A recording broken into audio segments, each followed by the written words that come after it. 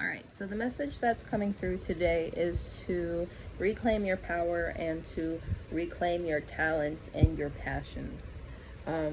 So, what I'm meaning by that is that me personally, I know that I had a very restrictive childhood.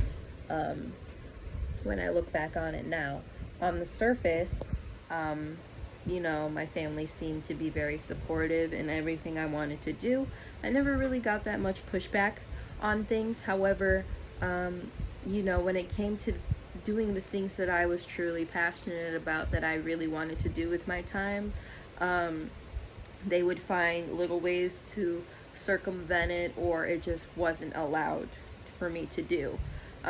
So, what I mean by that, for example, as a child, I wasn't really allowed to go out to play with my friends. I wasn't allowed to go to other people's houses. Not really allowed to interact with the people within my community as I wanted to. So that eventually led to me, not being able to do sports, not being able to take the music classes I wanted. I was allowed to do piano, for example. I was allowed to do band, for example, but I wasn't allowed to learn guitar or to learn bass guitar like I really wanted to as a child. Wasn't allowed to do dance classes like I wanted to do as a child. And what I'm starting to piece together now that I have become awakened and I've started understanding my true form self and what all goes into that, what I'm realizing is that it was strategic.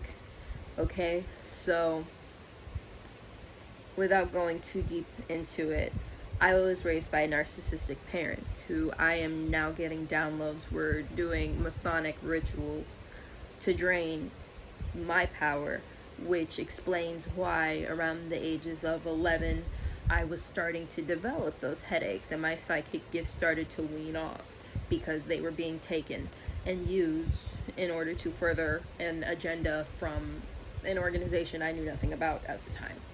Well, not the truth of at the time, I should say. For reference, my father is a 32nd degree Mason.